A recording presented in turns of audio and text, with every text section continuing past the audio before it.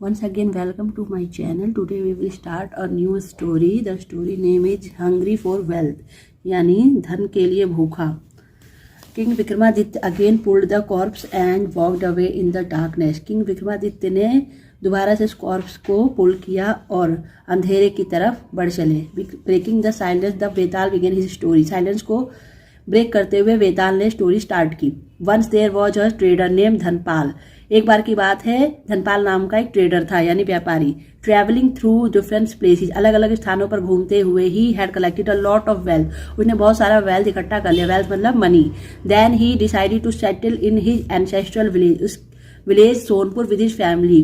Then he decided, तब उसने अपने एंसेस्ट्रल प्लेस सोनपुर में अपनी फैमिली के साथ सेटल होने का डिसाइड किया. यानी वहां पर सेटल होने का पूरी तरह से व्यवस्थित अपना घर वगैरह बनाकर वहां रहने का अपने परिवार के साथ निश्चय किया. At Sonpur he built a house and kept his wealth there. Sonpur में उसने एक हाउस बनवाया और अपना सारा वेल्थ वहां पे रखा. He appointed a relative of his wife Hariya to look after his wealth. उसने अपनी पत्नी के एक रिश्तेदार जिसका नाम हरिया था उसको वेल्थ की देखभाल करने के लिए रखा, अपॉइंट किया यानी नियुक्त किया.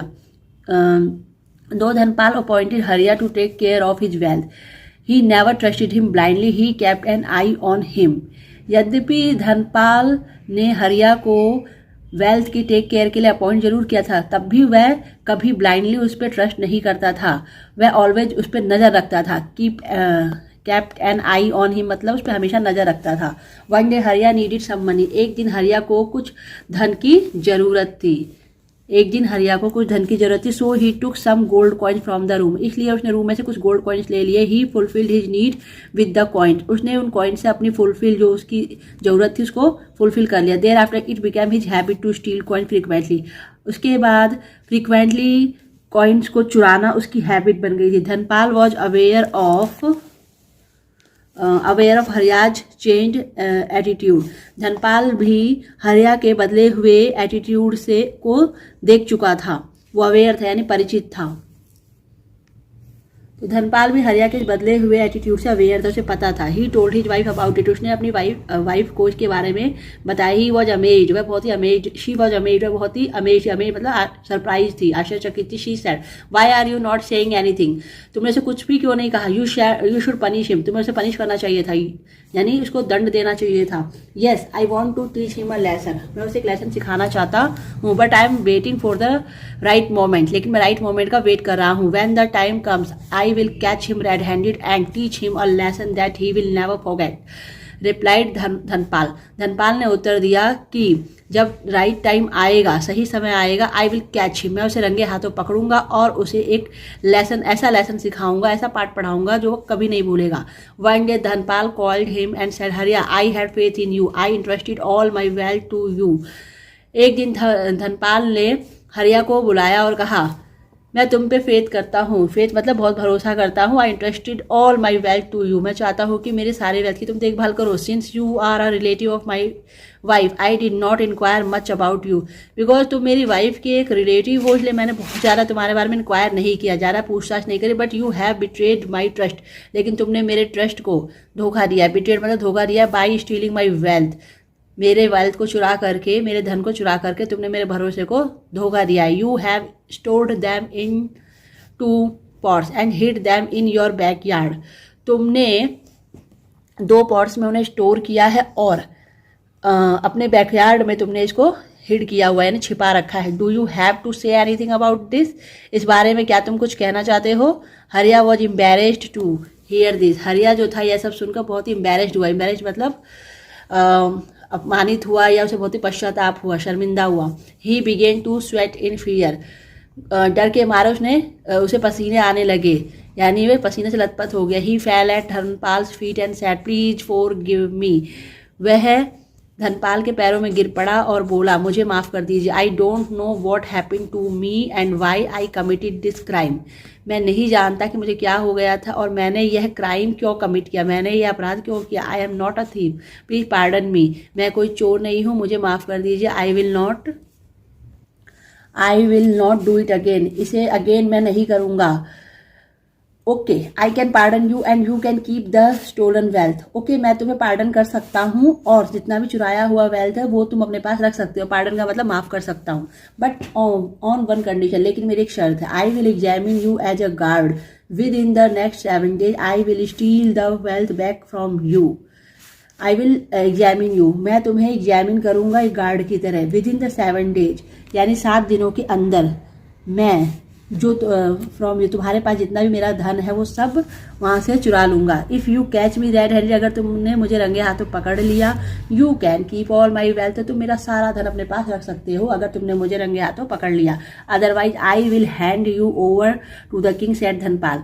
नहीं, अदरवाइज मैं तुम्हें किंग के पास हैंड ओवर कर दूंगा, धनपाल ने ऐसा कहा। Hariya said had no other option, Hariya के पास अब कोई चारा नहीं था या अब कोई भी ऑप्शन नहीं बचा था, विकल्प नहीं बचा था। So he accepted the challenge, ने इसीलिए उसने चैलेंज को एक्सेप्ट कर लिया। When Dharmpal's wife heard this she said why did you leave him, why didn't you hand him over to the king. Dharmpal की पत्नी ने यह सब सुनने के बाद सुनकर कहा, तुमने उसे क्यों लीव किया, क्यों छोड़ दिया। वाई डिडंट यू, तुमने उसे राजा को हैंड ओवर क्यों नहीं किया। Hariya will now be very attentive towards his stolen wealth. Hariya जो था वो अपने चुराए हुए धन की ओर से बहुत ज़्यादा अटेंटिव था, बहुत ज़्यादा फोकस्ड था। He will lose solace of his mind, वह अपने दिमाग की शांति खो चुका था। He will be anxious about losing his wealth, वह अपने धन के चुराए जाने, धन के खोने को लेकर भी बहुत ज़्यादा चिंतित था। And this torment of mind is his punishment, replied Dhanpal. और इस तरह के जो उसके माइंड के साथ जो ये तनाव हो रहा था, यही धनपाल के लिए सबसे बड़ी सजा थी। इसने अपनी वाइफ को बताया कि जो हमने किया इससे वो अपने दिमाग की शांति खो रहा है और साथ में वो चुराए हुए धन के लिए परेशान है, यही उसके लिए सबसे बड़ी सजा है। On the other side Hariya had already lost his peace of mind. On the other side Hariya पहले ही अपने दिमाग की शांति खो चुका था, यानी मानसिक शांति खो चुका था। ही cam home and told his wife about it, वह घर आया और अपनी वाइफ को इसके बारे में बताया। She thought for a while, उसने थोड़ी देर के लिए सोचा। Next to our village, she thought it for a while and said next to our village there is a saint who resides in a cave, यानी हमारे गांव के बगल में ही एक सेंट रहते हैं जो जिनकी केव बिल्कुल जहाँ पे वो गुफा बना करके रहते हैं, केव मतलब गुफा बना के रहते हैं। He is intelligent and kind, वो बहुत ही इंटेलिजेंट एंड काइंड है। Go to him and ask for help, उनके पास जाओ और उनसे हेल्प मांगो। I am sure he will help you, मुझे पूरा भरोसा है वो तुम्हारी हेल्प जरूर करेंगे। Hariya went to the saint immediately, he told him everything and asked for help. Hariya तुरंत सेंट के पास गया और उनको सारी बातें बताई और उनसे हेल्प मांगी। The saint said I will give you a handful of sacred ash, I will give you, मैं तुम्हें मुट्ठी भर राख दूंगा। If you sprinkle that ash around your wealth nobody can steal it, अगर तुम इस सारी राख को धन के ऊपर छिड़क दोगे तो कोई भी तुम्हारा ये धन नहीं चुरा सकता है। But this power will be very useful for only 1 week, लेकिन ये जो पावर है, ये जो ताकत है, शक्ति केवल 1 week के लिए ही यूजफुल है, उसके बाद ये काम नहीं करेगी, यानी एक सप्ताह के लिए ही यूजफुल है। Thereafter if you try to claim Dhanpal's wealth its consequence will be very grave, इसके बाद अगर तुमने धनपाल के वेल्थ के ऊपर से दोबारा से कोशिश की तो इसका रिजल्ट बहुत ही गंभीर होगा। हैंस डिसाइड वेरी केयरफुली, इसलिए केयरफुली यानी बहुत ही ध्यानपूर्वक डिसाइड करो चाहिए कि नहीं मतलब ये राख, क्योंकि इसके साइड इफेक्ट भी बहुत सारे हैं अगर 1 हफ्ते के बाद अगर इसे यूज किया तो।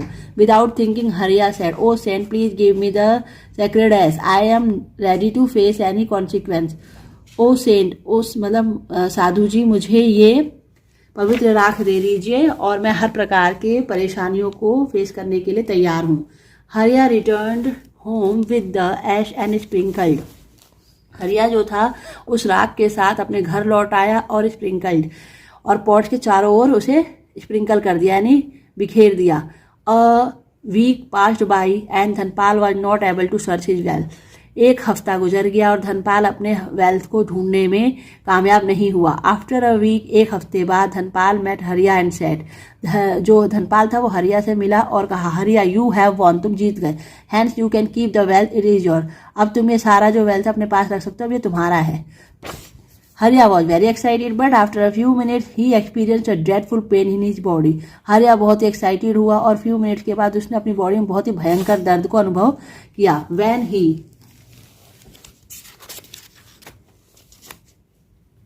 When he could not bear the pain any longer, जब वह बहुत ज़्यादा इस पेन को और ज़्यादा नहीं बियर कर सका, नहीं बर्दाश्त कर सका, he ran to the saint for help. वह उस सेंट के पास हेल्प के लिए गया. You have invited this pain yourself, said the saint. तुमने इस पेन को खुद ही इनवाइट किया है, सेंट ने कहा. You have deceived a truthful man. तुमने एक सच्चे इंसान को डिसीव्ड किया है, धोखा दिया. Also you have utilized to sacred ash for your evil deed. और तुमने अपने बुरे कामों को पूरा करने के लिए उस राख को यूटिलाइज किया है. This pain is a result of your sin. यह जो पेन है वह तुम्हारे पाप का ही रिजल्ट है. So from now onwards either spend your whole life in the dreadful pain और leave your body and become a ghost and protect the wealth. This pain is a result. So from now words, इसलिए अभी से ही या तो तुम उस भयंकर दर्द को पूरी जिंदगी अपने शरीर में झेलो या फिर अपनी बॉडी को छोड़ दो और एक भूत बन जाओ और उस वेल्थ की रक्षा करो. But if you accept the second choice, लेकिन अगर तुम सेकंड चॉइस को एक्सेप्ट करते हो, you will have to be invisible, तो तुम हमेशा के लिए गायब हो जाओगे. And keep the secret only to yourself, और इस जो सीक्रेट है केवल तुम्हारे तक ही रहेगा. I can not bear the pain any more, मैं इससे ज़्यादा पेन और नहीं बियर कर सकता हूँ. You please make me a ghost, मुझे एक घोस्ट बना दो, भूत बना दो. प्लीडिड हरिया इन पेन, दर्द से कराहते हुए हरिया ने प्रार्थना की. So the saint made him a ghost, इसलिए सेंट ने उसे एक भूत बना दिया. देन ही आस्क्ड, तब उसने पूछा, please tell me how can I come to my original form, मैं अपने ओरिजिनल फॉर्म में कैसे वापस आ सकता हूँ. The day anyone relieves you from your business of keeping watch over the wealth, the day anyone relieves you from your business of keeping watch over the wealth, said the saint, till then you have to look after it. जब तक कोई तुम्हें उस धन की जैसे तुम देखभाल कर रहे हो, वॉच कर रहे हो, उससे तुम्हें कोई रिलीव नहीं करता है, तब तक तुम इसकी टुक आफ्टर कर सकते हो. Hariya's wife and children not see him, Hariya की वाइफ और बच्चों ने दोबारा उसे कभी नहीं देखा. They looked for him everywhere but in vain, वे उसे चारों तरफ देखते थे लेकिन वो तो गायब था. Once they went into backyard to take some coins, एक बार जब वो बैकयार्ड में कुछ कॉइन्स लेने के लिए गए, suddenly a ghost appeared and then ran away in a fear, suddenly एक जो भूत था वो वहां पे अपीयर हो गया और सभी डर के मारे भाग गए. They were so scared that they left the village forever. वो इतने scared हो गए थे, इतने डर गए थे कि उन्होंने गांव forever के लिए छोड़ दिया. forever मतलब हमेशा के लिए. On the other hand, Dhanpal thought that after getting the wealth, Hariya had left the village with his family. On the other hand, दूसरी तरफ धनपाल जो था वो ये सोच रहा था कि वेल्थ को पाने के बाद हरिया ने परिवार के साथ गांव को छोड़ दिया है. Many years later, बहुत सालों बाद, a great miser named Kanakdas came to stay at Hariya's empty house. कई सालों के बाद एक बहुत बड़ा कंजूस जिसका नाम कनकदास था, वो हरिया के खाली घर में रहने के लिए आया. His family had to pay for his miserliness. उसकी फैमिली जो थी उसकी कंजूसी की सजा भुगतती थी. He had a daughter who was eligible for marriage. उसके एक डॉटर थी जो कि शादी के लायक थी, but he did not want to spend money on it. लेकिन वह उस पर पैसे खर्च नहीं करना चाहता था. One day the daughter eloped with the boy and got married in a temple. एक दिन उसकी डॉटर एक लड़के के साथ भाग गई और उसने टेम्पल में शादी कर ली. eloped का मतलब होता है भाग के शादी करना या भाग जाना. His son was also fed up with his behavior. उसका बेटा भी उसके बिहेवियर से बहुत ज़्यादा परेशान हो गया था. and left the house, और अपना घर छोड़ दिया. His wife could not tolerate this. उसकी वाइफ ये सब टॉलरेट नहीं कर सकी, बर्दाश्त नहीं कर सकी. As a result she fell ill. As a result वह बीमार पड़ गई. But her husband did not take her to a physician and one day she died. लेकिन उसका हस्बैंड उसे फिजिशियन के पास नहीं ले गया और एक दिन वह मर गई.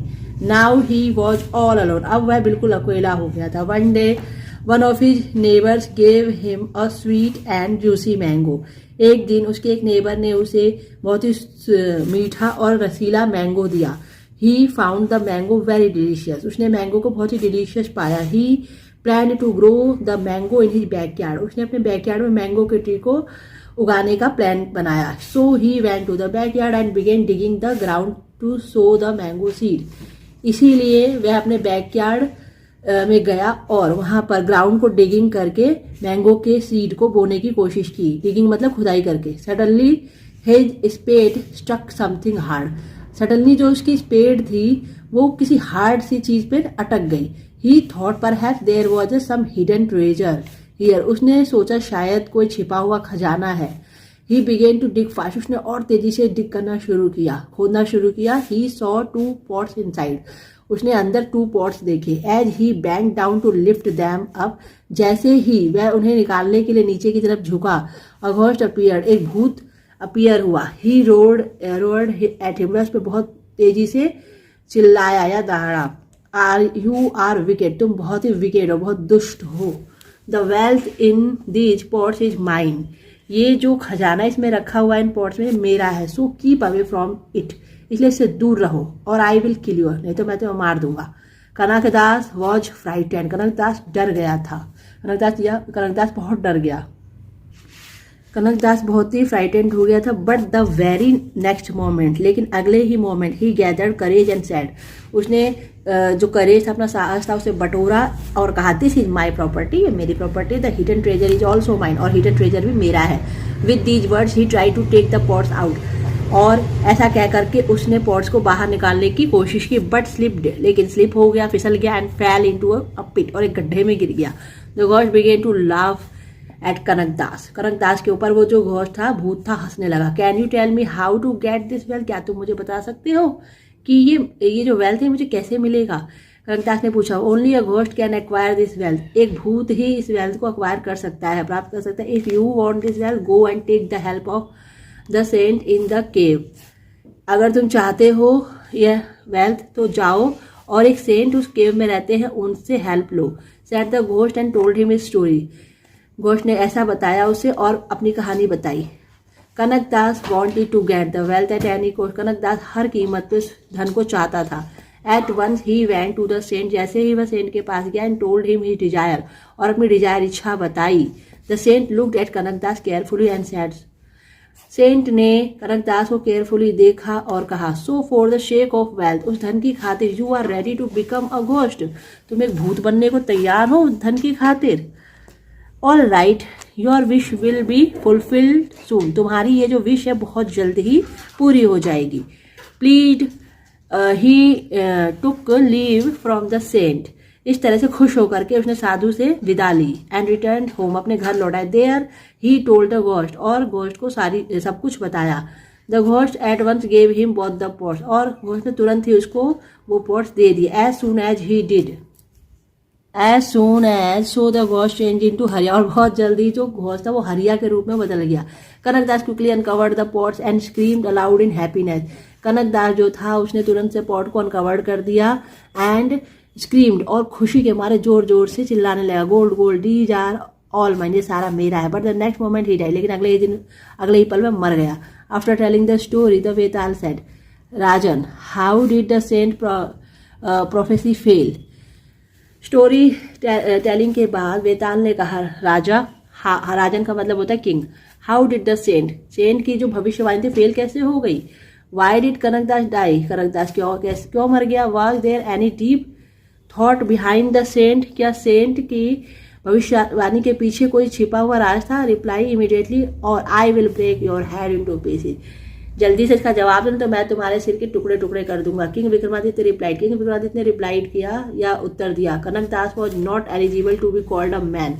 कनकदास जो था वो इंसान कहलाने के लायक नहीं था। As he never cared for anybody. उसने कभी किसी की परवाह नहीं करी। Not even for his wife and children. यहाँ तक कि अपने बच्चों और अपनी वाइफ की भी परवाह नहीं करी। ही ओनली थॉट अबाउट वेल्थ। वह हमेशा धन के बारे में ही सोचता था एंड नथिंग एल्स। इसके अलावा कुछ नहीं सोचता था। Also he agreed to become a ghost for a sake of money. यहाँ तक कि मनी के लिए वो एक घोस्ट बनने को भी एग्री हो गया, यानी भूत बनने के लिए भी तैयार हो गया। The saints prophecy was not wrong, जो सेंट की जो भविष्यवाणी थी वो रॉन्ग नहीं थी, गलत नहीं थी, because he did get the wealth, because उसने धन तो पा लिया, but now he had to look after it as a ghost, लेकिन अब वो उसकी केवल टेक केयर कर सकता है या लुक आफ्टर करेगा एक घोस्ट के रूप में, और घोस्ट बनने के लिए उसे मरना पड़ेगा। Vikramaditya once again, you have hit upon the right answer, तुमने अगेन सही उत्तर दिया है, but since you have broken your promise to remain quiet, लेकिन तुमने अपने चुप रहने का प्रॉमिस फिर से तोड़ दिया है। I am leaving for my abode, अब मैं तुम्हें छोड़ के जा रहा हूँ अपने अबॉर्ड के लिए। The Vetal said and flew back to his abode on the tree, और वो दोबारा से उड़ गया और जो उसने पेड़ पर का जो अबॉर्ड था उस पर चला गया, अबॉर्ड मतलब उसका रहने की जो जगह थी। यहाँ पे स्टोरी फिनिश हो जाती है। नेक्स्ट स्टोरी हम स्टार्ट करते हैं, ये है an unuttered statement. An uttered statement. King Vikramaditya ran after the corpse, king Vikramaditya जो थे वो कॉर्प्स के पीछे भागे। He climbed the tree and pulled him down on his shoulder, वो उन्होंने उसे दोबारा से ट्री पे से पुल किया और अपने शोल्डर पे उसको डाला। And again started walking. The Vetal began to tell him the another story, Vetal ने अपनी अनदर स्टोरी सुनाना शुरू किया। Once upon a time king Chandra was the king of Kamboj, एक बार की बात है, किंग चंद्र जो थे वो कंबोज के किंग थे। He was a lover of literature, वो लिटरेचर के लवर थे, लिटरेचर मतलब साहित्य को बहुत पसंद करते थे। He had great respect for poets and writers, इसीलिए पोइट्स और राइटर्स की बहुत रिस्पेक्ट भी करते थे। पोइट्स मतलब कवियों की, राइटर्स मतलब लेखकों की। In the village of Kamboj there was a young man named Shravan, Kamboj गांव में एक यंग मैन श्रवण नाम का एक यंग मैन रहता था। He was fond of writing poems and desired to be famous as a great poet, उसे पोएम्स लिखने का बहुत शौक था या बहुत शौकीन था। एंड डिजायर्ड, और उसे एक ग्रेट पोएट बनने की, ग्रेट पोएट यानी फेमस भी हो जाए, ग्रेट पोएट बनने की बहुत बड़ी डिजायर थी। Hence one day he went to the palace, इसीलिए जब वो एक बार पैलेस राजा से मिलने गया, after greeting the king he said humbly your majesty I write poems, after greeting यानी नमस्कार करने के बाद उसने हम्बली राजा से कहा, विनम्रतापूर्वक राजा से कहा, योर मैजेस्टी आई राइट, मैं पोएम्स लिखता हूँ, but I have no source to earn my living, लेकिन मेरी लिविंग को अर्न करने के लिए मेरे पास कोई सोर्स नहीं है, कोई स्रोत नहीं कि मैं पैसे कमा सकूँ। Can you read any of your poems to me, क्या तुम मेरे लिए कविताएं पढ़ सकते हो? आफ्टर किंग, किंग ने पूछा। येस योर हाइनेस, हाँ योर हाइनेस, क्यों नहीं। And Shravan and he began to read one of his best poem, और उसने अपनी वन ऑफ द बेस्ट की बहुत ही अच्छी वाली, सबसे अच्छी पोएम राजा के लिए पढ़ी।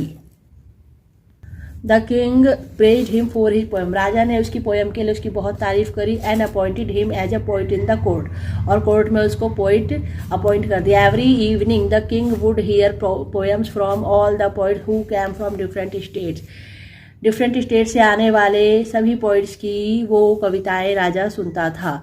He would praise their efforts and reward them, वह उनके एफर्ट्स के लिए उनकी प्रेज भी करता था, उनकी तारीफें करता था या प्रशंसा करता था, और उनको रिवॉर्ड देता था, इनाम भी देता था। After a few days Shravan began to feel uneasy in the palace, after a few days कुछ दिनों के बाद श्रवण को पैलेस में बहुत ही अनईजी सा फील होने लगा, यानी वो बहुत ही बेचैन सा रहने लगा, उसे अच्छा नहीं लगता था। He found that the king praised and rewarded almost all the poets who came to his kingdom, उससे लगा कि जो राजा प्रेज करते हैं, इनाम देते हैं उन सभी कवियों को जो कि उनके किंगडम में आए हैं। He thought the king praises almost all the poets even though some of them do not write good poems at all, king जो है उन सबकी भी तारीफें कर देते हैं जो कि बिल्कुल भी अच्छी पोएम नहीं लिखते हैं।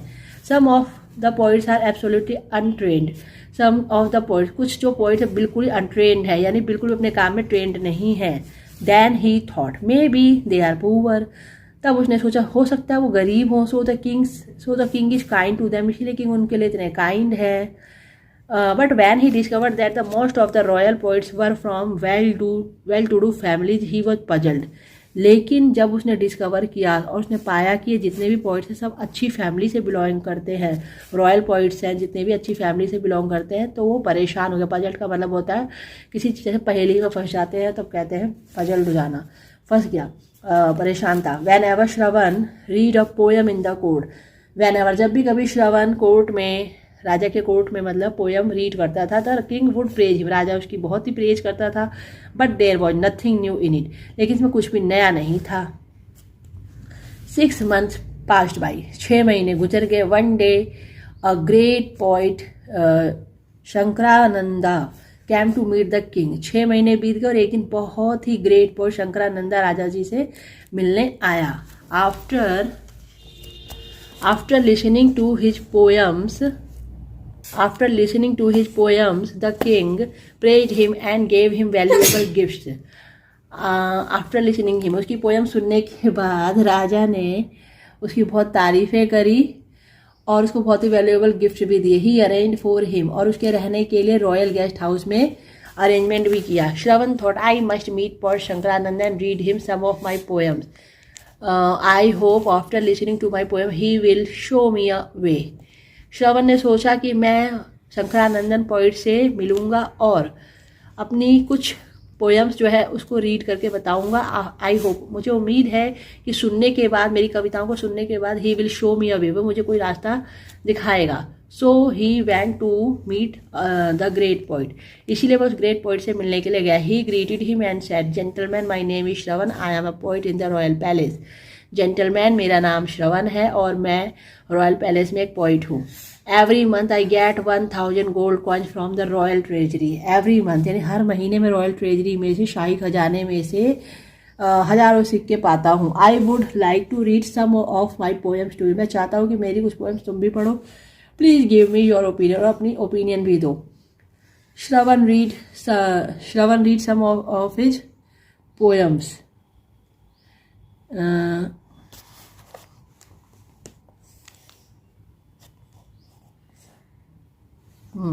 श्रवण read some of his poems. Shravan ने अपनी कुछ कविताएं पढ़ी। After listening to them carefully उनको सुनने के बाद शंकरानंदन ने कहा, your king is very generous, you are very lucky, you have a bright future. आपके किंग जो है बहुत जेनरस है, बहुत ही सज्जन इंसान है, तुम बहुत लकी हो और तुम्हारा बहुत ही ब्राइट फ्यूचर है।